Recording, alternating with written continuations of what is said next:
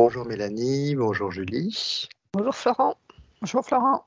Alors, je suis ravi d'être avec vous et je voulais explorer avec vous un terme qu'on emploie assez souvent, qui est la conscience. Et j'aimerais surtout qu'on aille surtout voir la conscience terrestre, humaine. C'est ça qui m'intéresserait.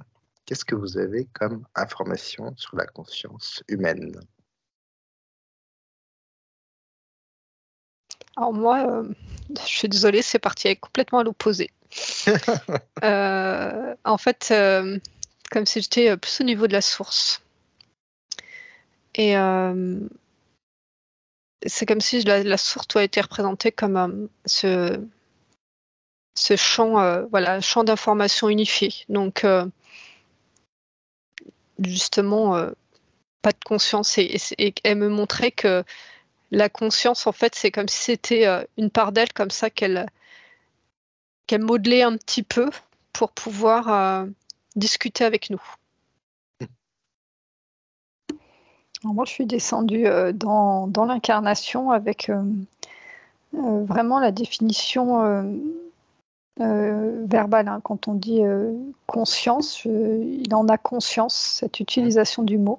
Et donc, je vois une personne qui, autour d'elle, a tout un champ de perception qui est hyper limpide. En opposé, tu vois, je demande d'avoir une personne qui n'est pas en conscience. Je vois son champ de perception qui est avec du brouillard, avec des charges et des programmes, et qu'une personne qui est là en conscience, elle a cette capacité dans l'incarnation, à aller capter l'information la plus pure de ce qui l'entoure, au-delà de tout filtre possible.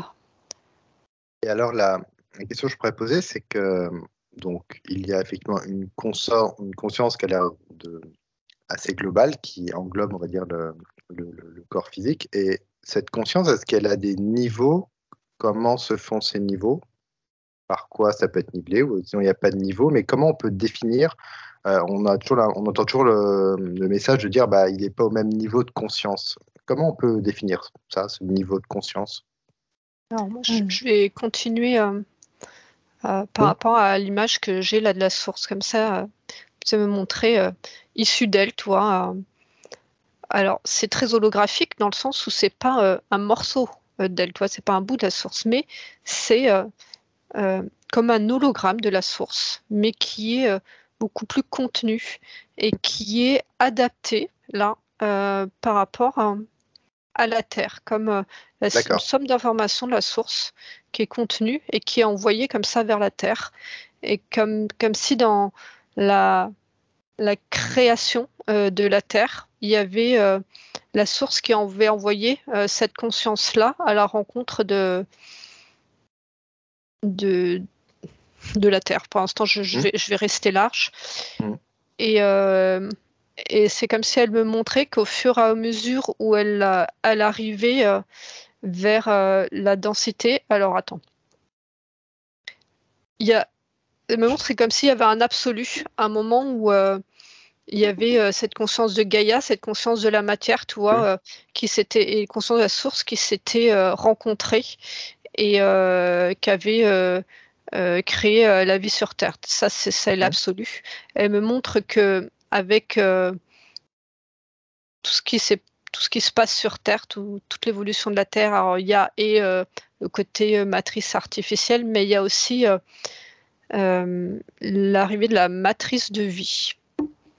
C'est-à-dire qu'il y a eu une rencontre de conscience en conscience, de la source et conscience de Gaïa, mais la matrice de vie, c'est comme ça me montre comme un film comme ça entre les deux qui a été du coup nourri par la rencontre des deux consciences et qui du coup a permis l'arrivée de la vie sur Terre au sens large.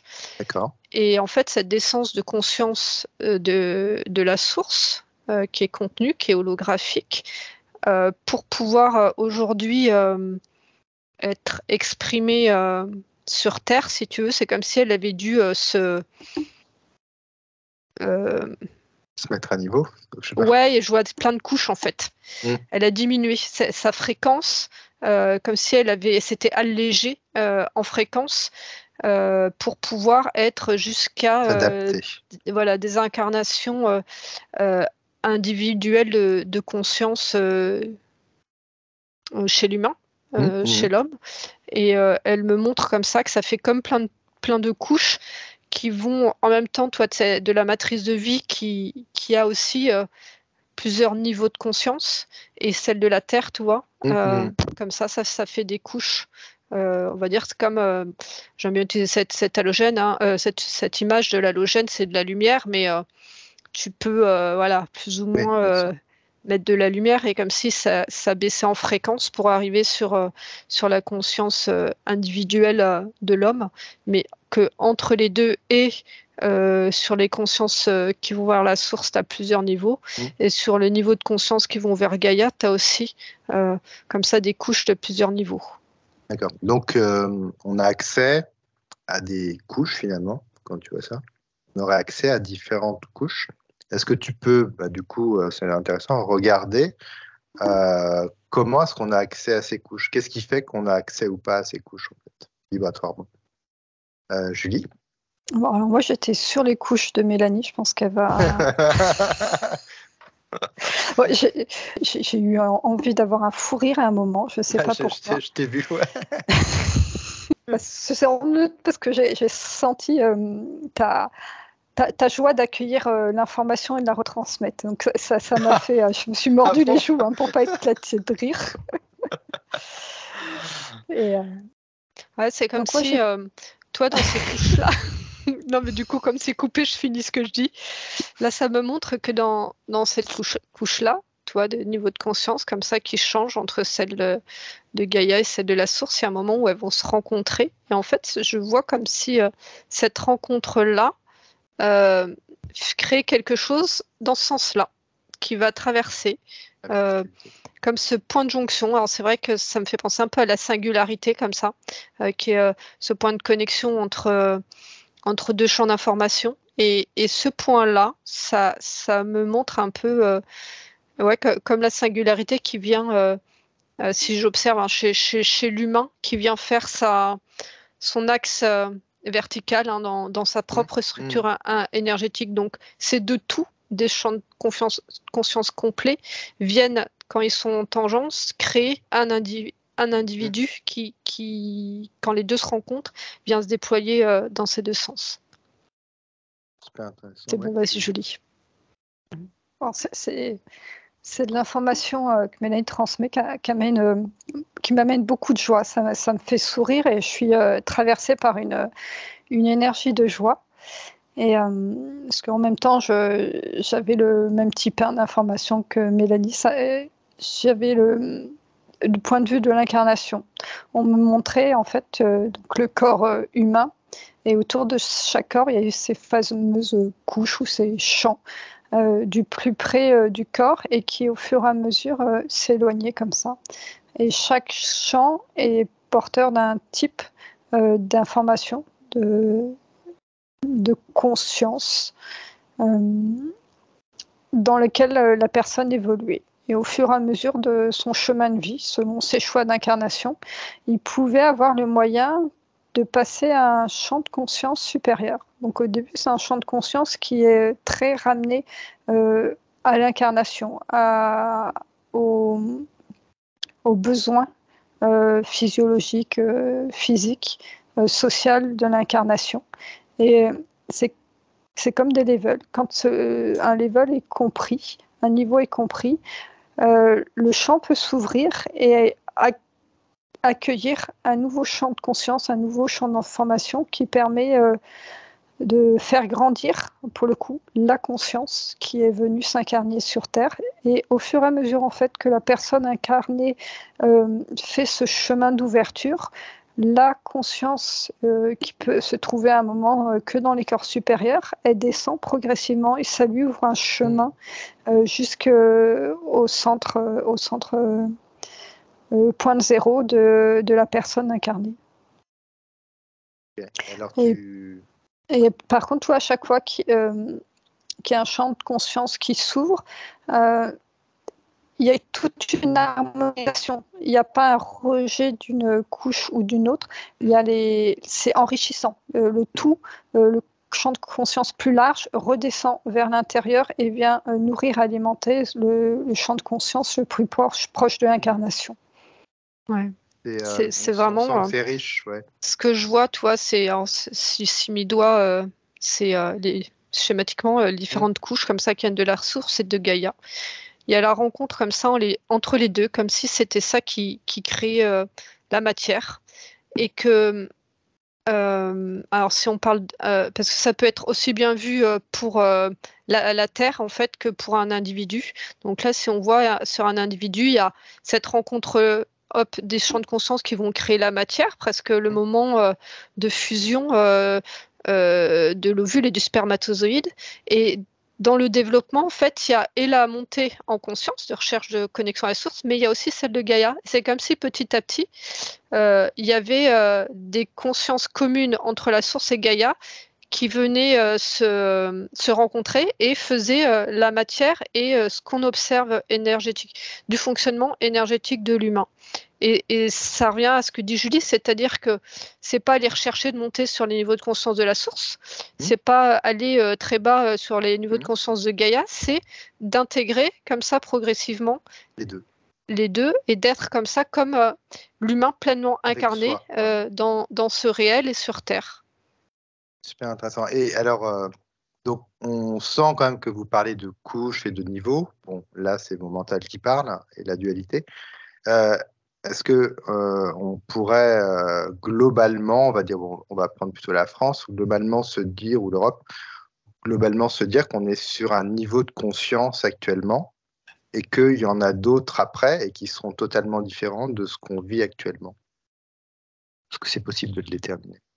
Okay, donc là, en fait, ça, par rapport à ce que j'observais qui était sur l'individuel, ça m'amène à prendre le temps d'observer sur la conscience collective. Collective, ouais. Donc, je prends le temps d'observer. Ouais, moi, j'observais, déjà, ça m'a montré l'Europe avec d'autres pays. J'étais notamment sur l'Afrique. Et alors déjà, l'énergie de conscience n'est pas du tout la même. Ce que je vois, c'est que l'énergie de conscience, le niveau, c'est pas un niveau, c'est on va rester sur le mot énergie, comment elle se présente. Celle occidentale, je vois comme si elle était contrôlée, en fait, qu'il y avait beaucoup de mental qui accompagnait l'évolution du niveau de conscience. Que quand j'observe l'Afrique, alors c'est très grand, hein, il y a plein de peuples différents, mais je suis sur un ressenti global, plutôt sur centrale, au large, l'Afrique centrale. Il y a une conscience qui a l'air d'être beaucoup plus connectée à Gaïa, qui a quelque chose d'une puissance, mais calme, et qui progresse, on dirait plus lentement, mais en fait,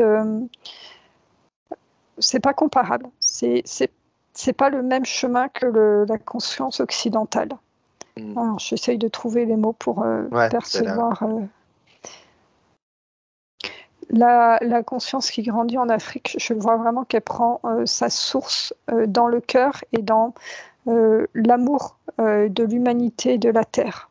Et qu'elle grandit comme ça, vraiment au fur et à mesure pour aller vers la source. Et c'est comme si l'occidental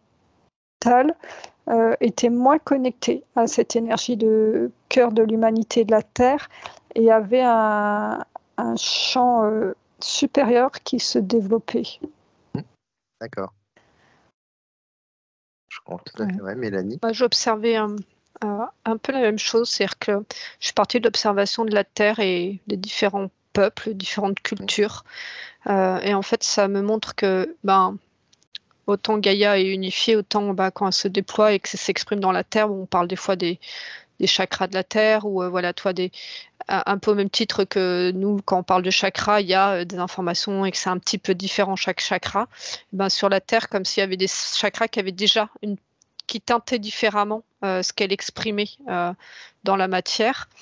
Et ça me montrait en fait comme si, tu vois ce que je montrais tout à l'heure, comme ça, de cette rencontre de la conscience, alors pour un peuple, on pourrait dire spirituelle, et la conscience qui va être plus de Gaïa, de la Terre, et ben, selon la couleur de la conscience qui s'exprime au niveau géographique, c'est comme si la rencontre allait se faire plus là, ou au contraire plus là, tu vois, il y a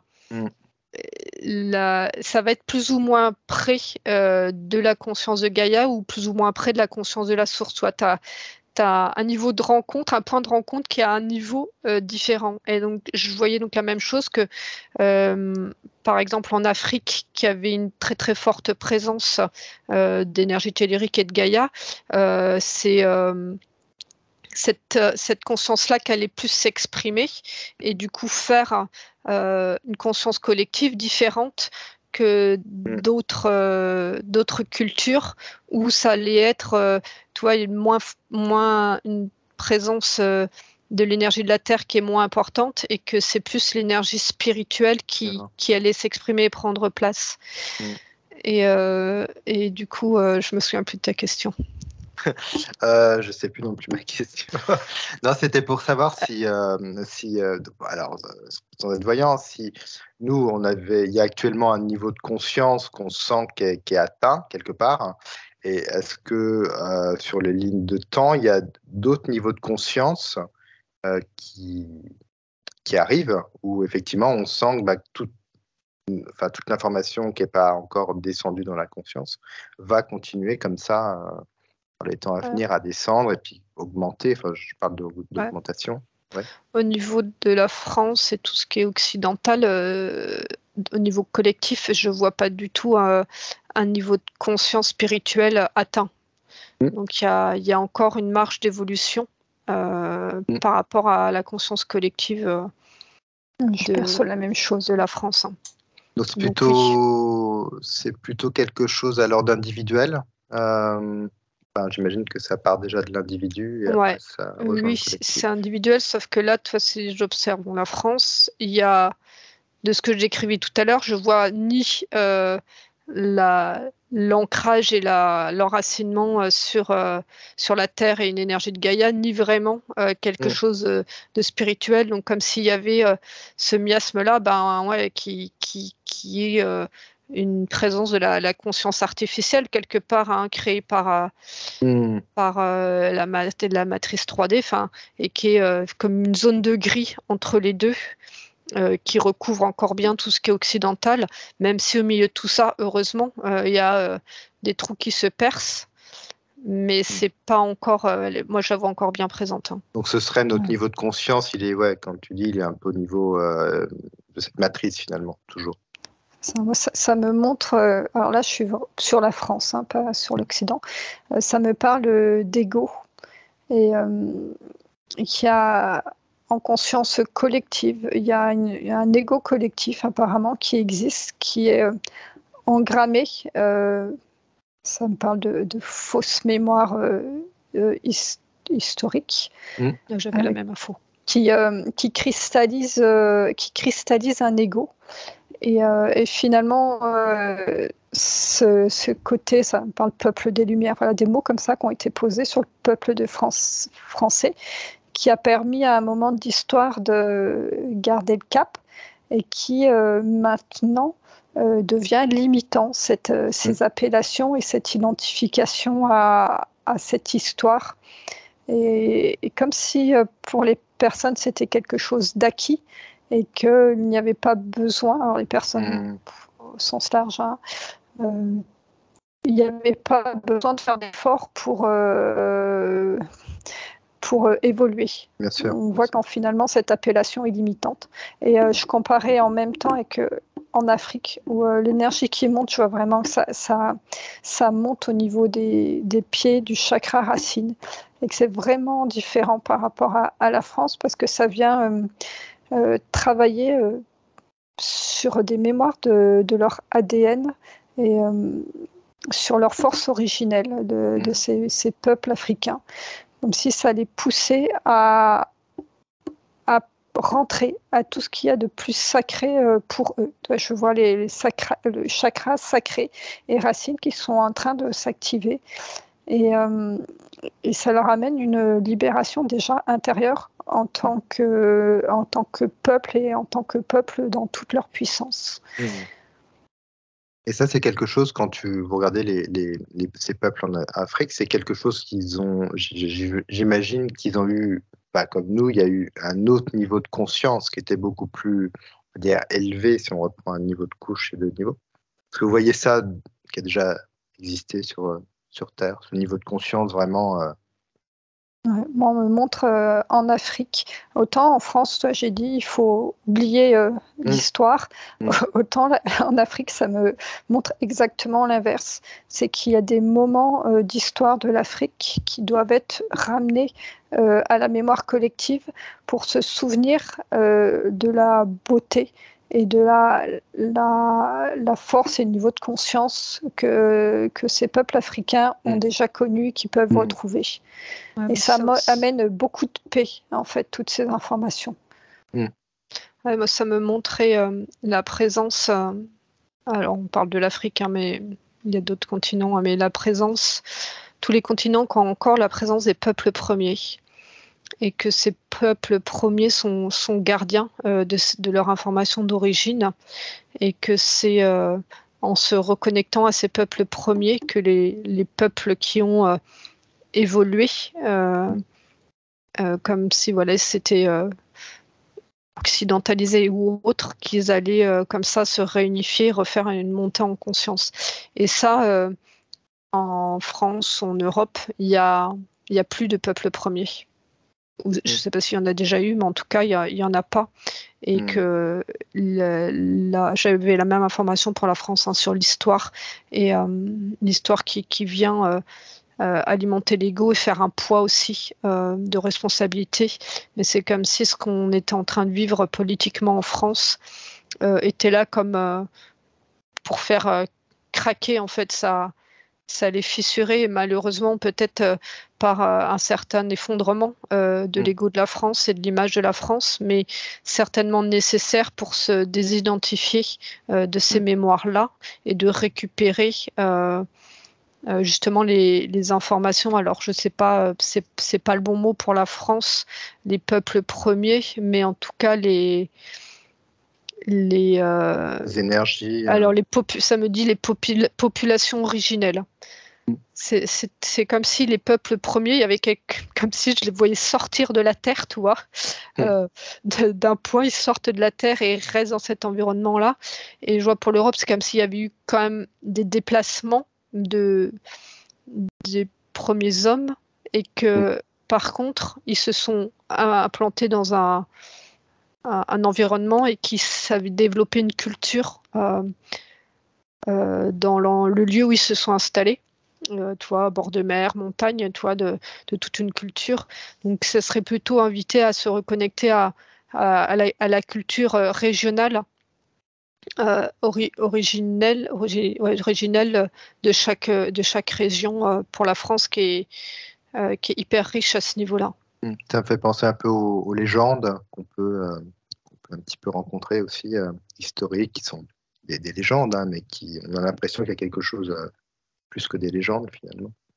Ouais. Et si vous vous connectez à Gaïa et à sa conscience, qu'est-ce qu'elle peut vous dire sur ce terme de conscience?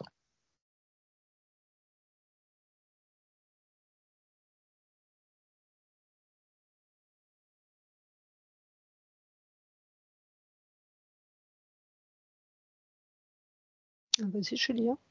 C'est parce que je n'ai pas l'info.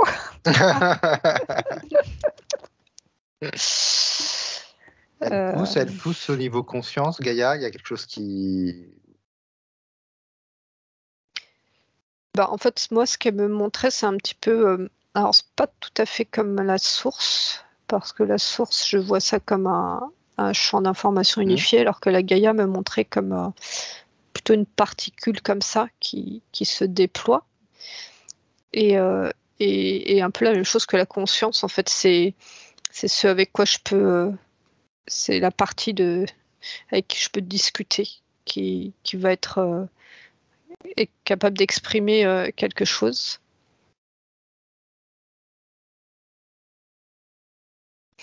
Moi, je ressens surtout beaucoup d'amour aussi de Gaïa. C'est pas pareil que quand on est avec la source. Mais il y a beaucoup d'amour et de bienveillance sur cette conscience qui... Ouais, sur la conscience et sur ce qui se passe sur Terre, sur l'humanité.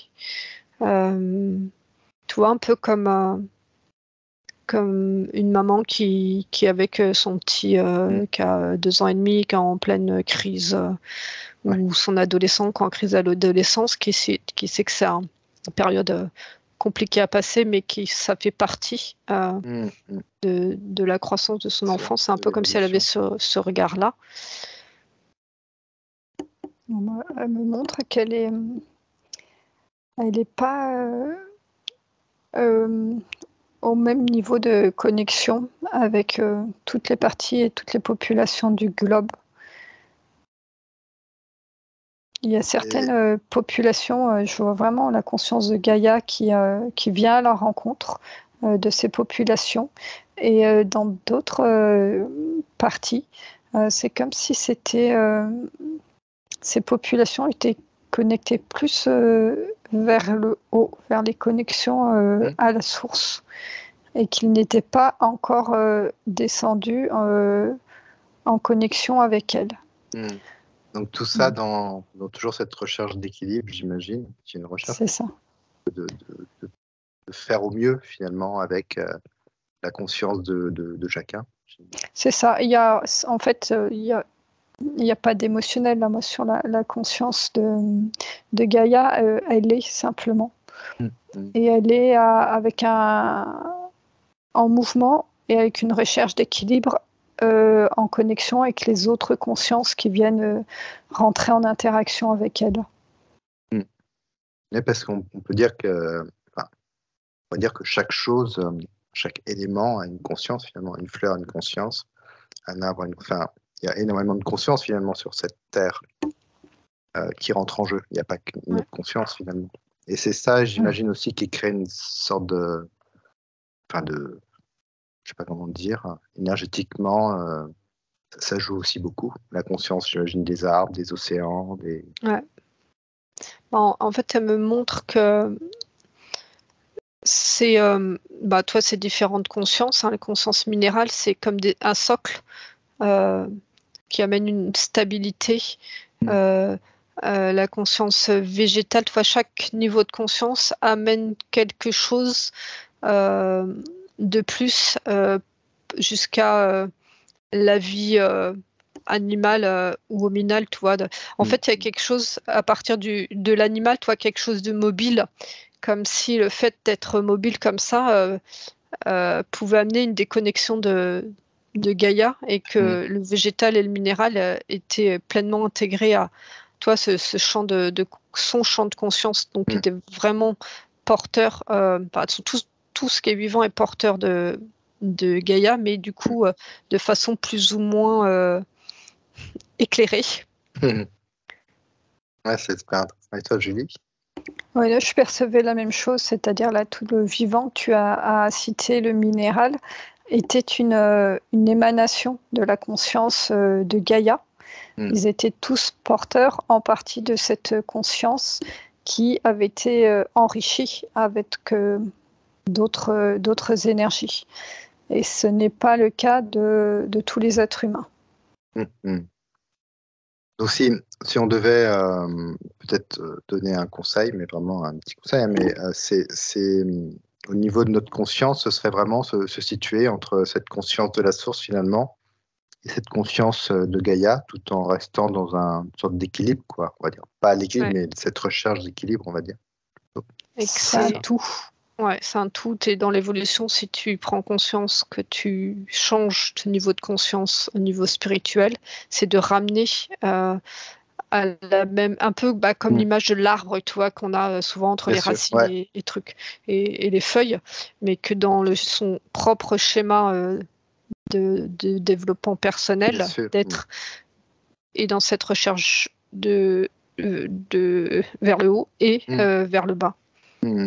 Comme un petit peu on a, c'est nous cet enracinement, cet ancrage et puis cette connexion à la source. Ça doit être toujours dans cette recherche d'équilibre. Oui. Toi, Julie, tu avais des... Mais si on l'observe de façon plus détaillée, c'est pas juste un enracinement. Imaginez qu'on a un arbre et qu'on a des racines, mais c'est de les prises de conscience qu'on a sur le spirituel vers la source, les avoir sur la prise de conscience de ce qu'est la vie et de ce qu'est Gaïa. Carrément. Et je crois que Gaïa, après, ça dépend de ce qu'on capte comme information, mais elle a besoin qu'on prenne, j'ai l'impression, vraiment conscience d'elle. Dans ce qu'elle est, effectivement, comme tu disais que, alors, en France notamment, on avait une connexion plus vers le spirituel, mais j'ai l'impression qu'effectivement, on a besoin aussi de vraiment se reconnecter un peu plus à Gaïa, à ce qu'elle est, à sa fréquence, effectivement, sa conscience. C'est justement aussi partir à cette découverte de qui est Gaïa. Enfin, tu vois, c'est pas juste les pierres et les plantes. Enfin, tu vois, il y a quelque chose de beaucoup plus profond. Au même titre que on peut être dans une spiritualité et comment dire, être avec Dieu, donc une entité qu'on met là et construire quelque chose au niveau de Dieu et être dans une autre recherche de compréhension plus subtile du vivant, des énergies, des multidimensionnalités, tu vois, qui amène une arborescence. Et en fait, c'est la même chose. Ça invite à faire la même chose pour Gaïa. Donc de trouver cette arborescence multidimensionnelle quelque part qu'on peut observer, nous, dans toutes nos explos en session client, d'aller l'observer aussi vers les racines. Magnifique. Julie, tu avais quelque chose à ajouter pour la fin? C'était bon. Ça me montrait vraiment l'importance de percevoir, reconnaître cette matrice de vie qui est vraiment l'intermédiaire entre le champ d'énergie de Gaïa et la matière vivante sur Terre. Super. Merci beaucoup. Vous n'avez pas d'autres informations?